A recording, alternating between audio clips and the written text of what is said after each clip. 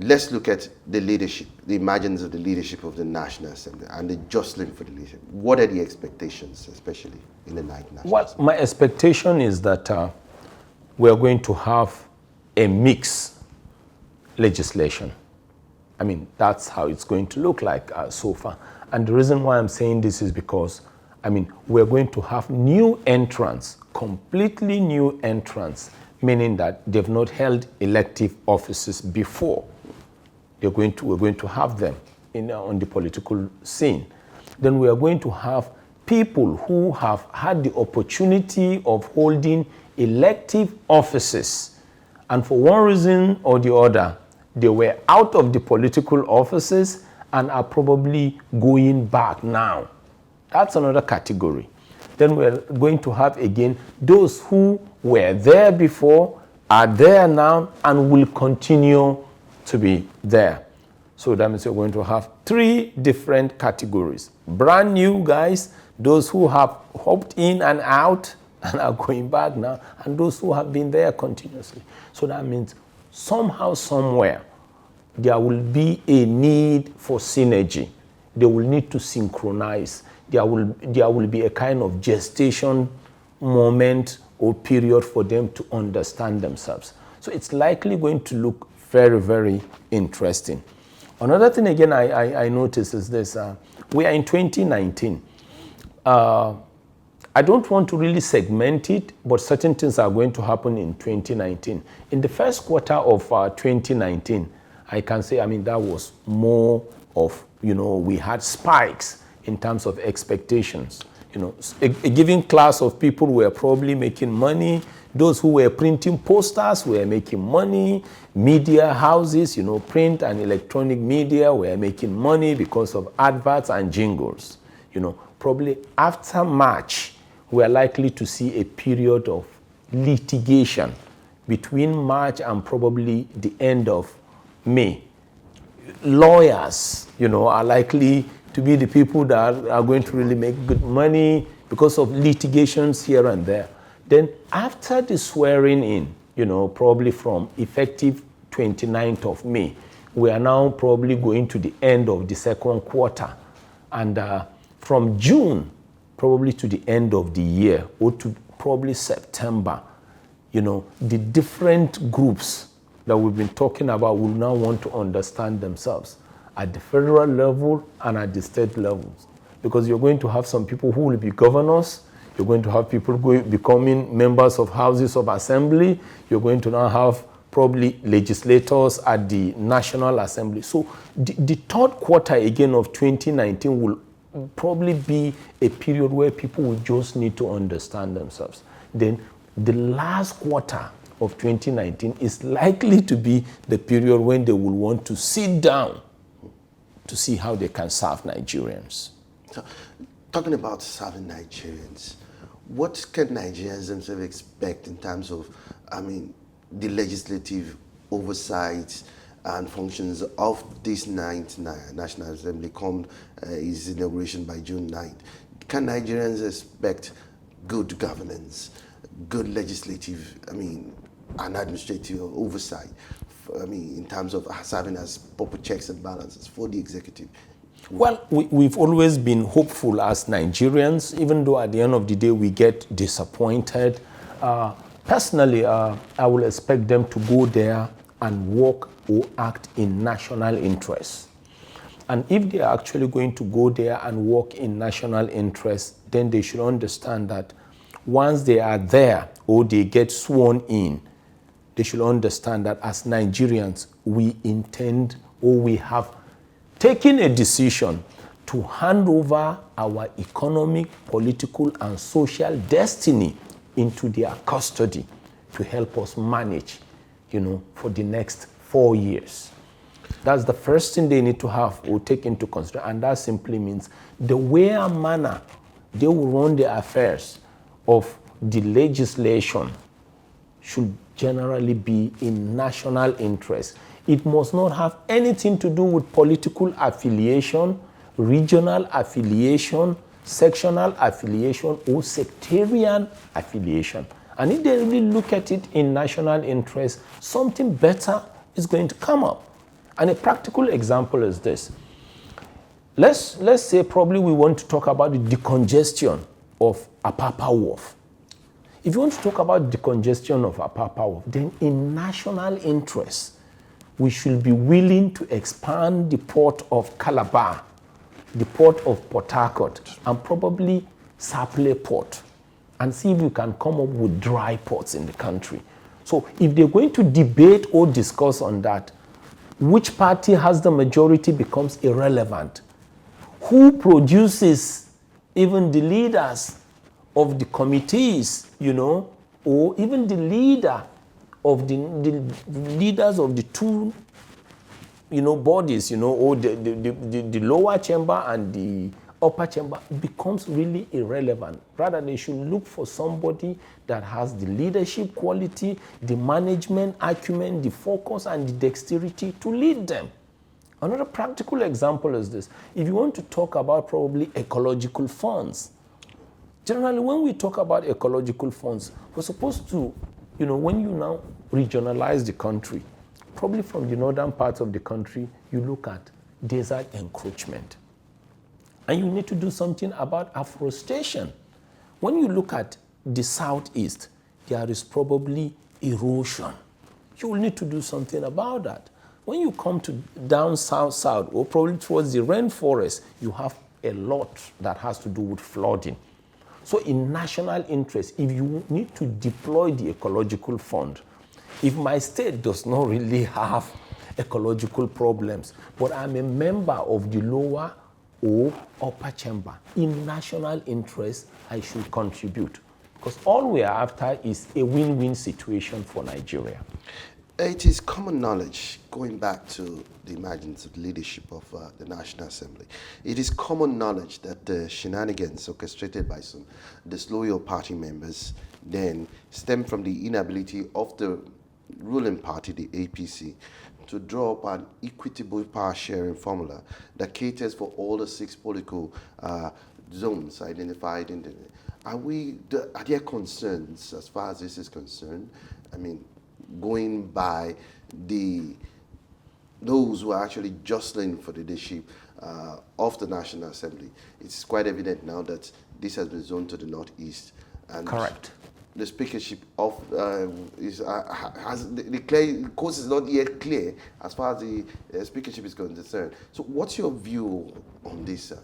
Well, I think already I'm beginning to see signs that if care is not going if care is not taken, and if we don't take real caution, I mean, the 9th Assembly will end up springing up or demonstrating politics of exclusion, politics of emasculation, and probably politics of vengeance. I'm saying this because somehow, somewhere, I mean, there have been utterances in the last few days, from probably political leaders, and utterances that sounded probably, I don't want to say bitter, but sounded probably sour and clumsy. And some of those utterances were probably geared towards redirecting how the National Assembly should be led. But like some of us have always said, these things should be done in national interest. And because of that already, we've seen cases where, zoning, has started taking place. People coming up with speculations of where this leadership will be zoned to, how that the other leader. But like we said, why not look for qualities? Because when you really talk about leadership, believe me, you can defeat me. You can defeat me in everything, but there is no guarantee that I don't have what it takes to probably be a good technocrat.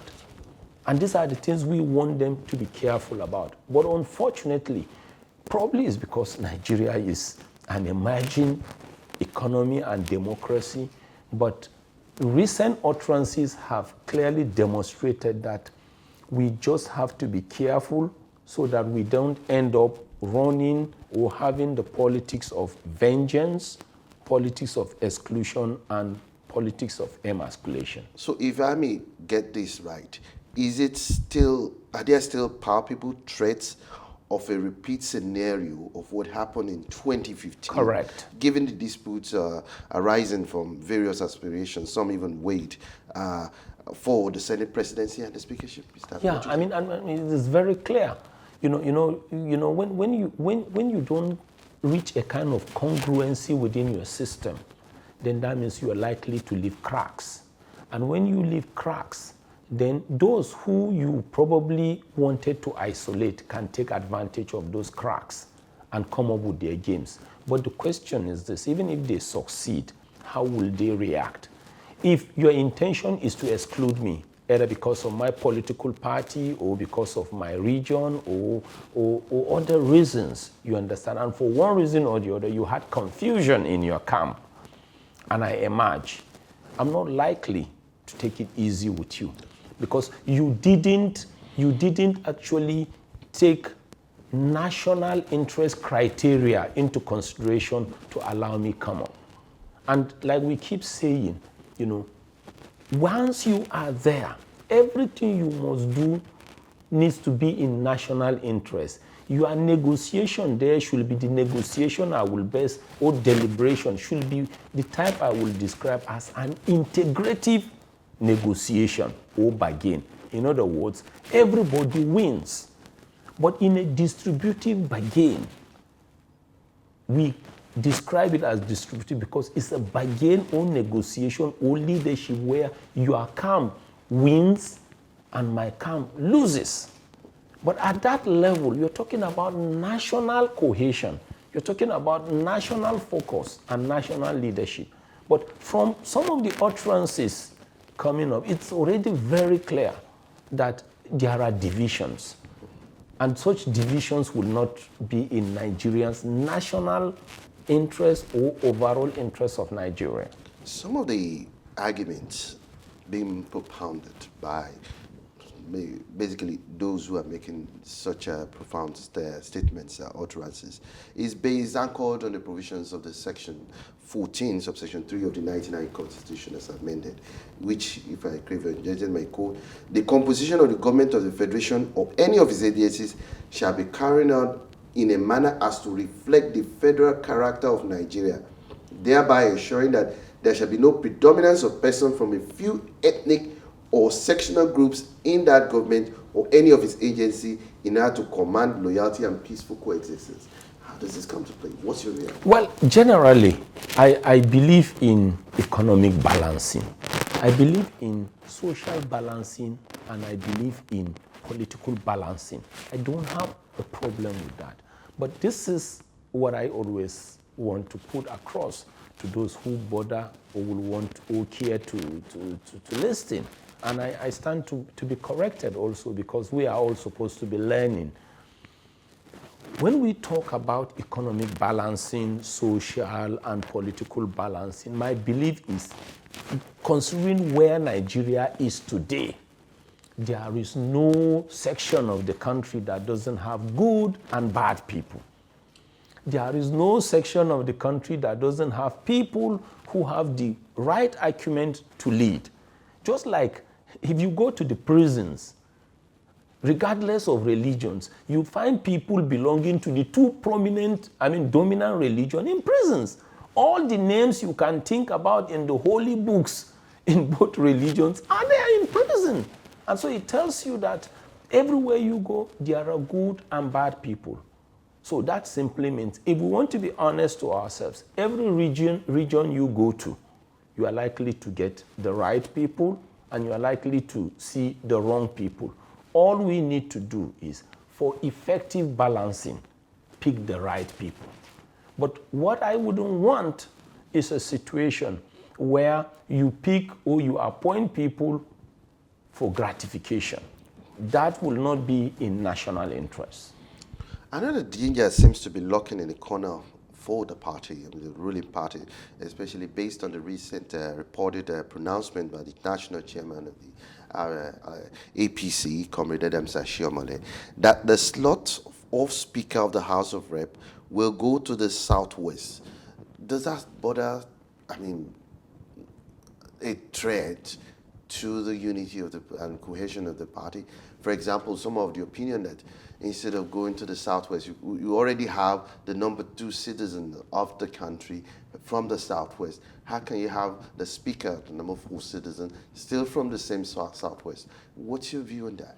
I heard about some of these utterances, and to be honest, one of the reasons why I get sometimes disappointed in Nigeria is because, you see people you expected to learn from, so going off the track. And that was why Nigeria was once described as a big country of great people, but a very bad model. You see, once you are being described as a great person, special, but a bad model, then that means somehow, somewhere, your size is irrelevant. You don't have what it takes to demonstrate characters or attitudes that are worthy of praise and emulation. So, and I think some of the utterances that came up recently clearly demonstrated that. Because one way or the other, you're not going to have effective balancing. And if you're not going to have effective balancing, then people are likely to come up with all kinds of complaints and agitations. And once you are agitated, somehow, somewhere, your focus will also be affected. Let's get your perspective on the concerns by a section of the country that Mr. President should have weighed into this matter, on this issue, and it will have taken a huge leap forward towards healing the wounds inflicted, especially in the region of the North Central, which was clearly ravaged by banditry and Fulani herdsmen crisis, and that the president will have convinced millions of Nigerians about his avowed commitment towards ensuring inclusiveness, and that's why there is need to zone the speakership to the North Central. Do you agree with this, sir? Well, it depends, As far as I'm concerned, it's very important that you get the leadership right. Whether you're talking about the executive leadership, you're talking about the upper chamber leadership or the lower chamber. It's necessary to get it right. But there is something also I discovered. Being intelligent does not necessarily make somebody a good leader. That's one. Being a first class does not necessarily make somebody a very good leader. What we actually need in leaders are simple people who have the coordinating ability, and the focus to lead. And as far as I'm concerned, honestly, if we're going to be talking about national interests, I would want to see a leader like somebody in the capacity of a pilot. Once the pilot is there and is seated, his religion becomes irrelevant. Where he comes from becomes irrelevant. Everybody prays for that pilot to land the plane in a safe and an effective manner. That's just something I personally have discovered. But it depends also. I also feel a leader should actually be somebody who will be a coordinator. But in the context of Nigeria, a leader, whether you're talking about executive, upper chamber, or lower chamber, is someone who wields so much powers to the point where he can become a tyrant or a dictator. And that's not really the essence of leadership. If you're supposed to be made a leader, what you are actually, a leader in real sense is actually a coordinator. You may have the focus, you may have the vision, but you need supportive lieutenants. And that was why we said, in a multitude of counsel, there is safety. So a leader in real sense is supposed to be a coordinator. You bring your views, he brings his views, she brings her views, I bring my views. Then he synchronizes everything in national interest. That's who a leader is. And that's why sometimes we say a leader is actually also a garbage bin. everybody dumps. Because when you are contributing your respective views, regardless of whether they are political, economic, social, they come in different forms. But he actually sieves and synchronizes everything in national interest. So personally, where exactly the leader comes from is irrelevant to me. The religion of the leader is irrelevant. The political party of the leader is irrelevant. All I want is let the person possess the necessary attributes that will make him to coordinate things. Like we said, he should be focused in national interest and have supportive lieutenants. Finally, you've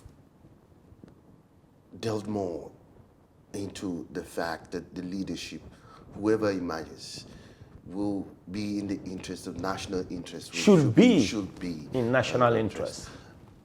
One question that bothers every Nigerian, considering the fact that at one time Nigeria had been described as the poverty capital of the world, what should the Ninth National Assembly be doing in order to erase that, toga and bring succor to an average Nigerian in terms of good governance?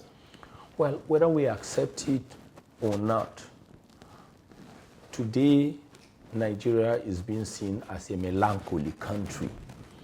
Nigeria ordinarily should have been the continental hub of Africa in terms of technology, in terms of education, in terms of health, in terms of anything you can think about, whether oil and gas activities. Nigeria is actually supposed to be a destination or a meeting point for countries within the continent of Africa. But somehow, somewhere, we missed it, and we have to accept it. And because of that, there is nothing wrong. Even if you have been on the wrong track for ages or for miles, there is nothing wrong in retracing your steps and coming back. Today, the Human Development Index in Nigeria is low. Everybody knows that. As we speak today, Nigeria can best be described as a country with a prostrate economy. We need to tell ourselves the truth, because we are almost 100% importing country. As we speak today, Nigeria has a very, very weak currency. As we speak today, when you look at health index, Nigeria is very low. When you look at the debt to GDP ratio, the debt to GDP ratio of Nigeria is increasing. When you look at the debt to revenue ratio of Nigeria, it is increasing. When you look at the revenue to debt ratio, revenue is going down. So all the indices today are practically not in Nigerians' interest.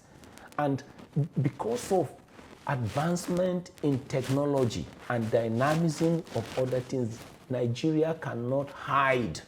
We can't hide the truth. We can't hide. So the best thing is for us to start doing what is right.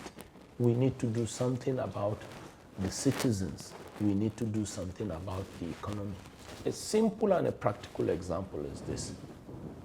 What sense does it make, being the country that has the highest quantity of crude oil and natural gas, to have Nigeria today importing distillates? It doesn't make sense. When you talk about economic restructuring mechanisms of privatization, commercialization, liberalization, and deregulation, by the time you approach some of the Nigerian leaders, they don't know the difference. These are practical indices. What sense does it make that today you have Nigeria having more than 187 trillion cubic feet of gas?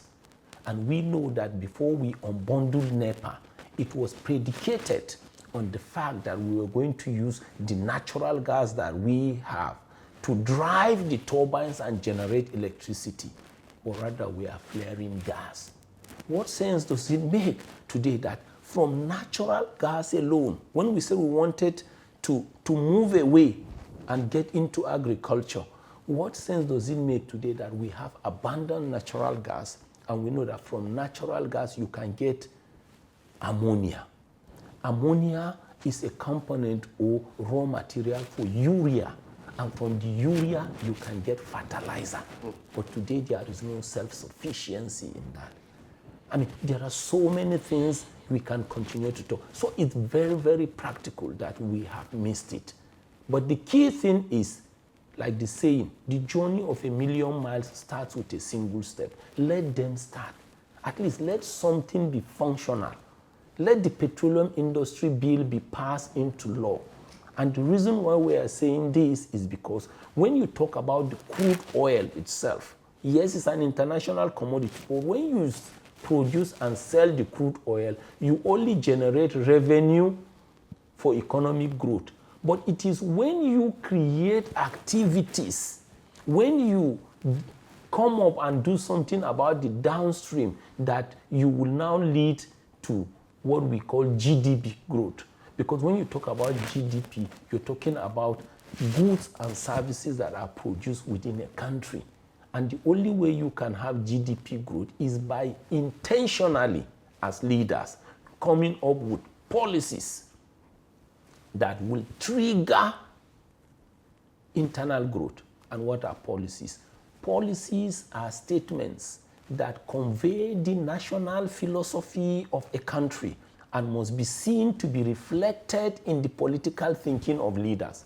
And that simply means when we talk about policies on agriculture, policies on health, policies on education, policies on tourism and the rest, they are statements that must convey our national philosophy, but must be reflected in the political thinking of our leaders. And now we have a new set of political leaders.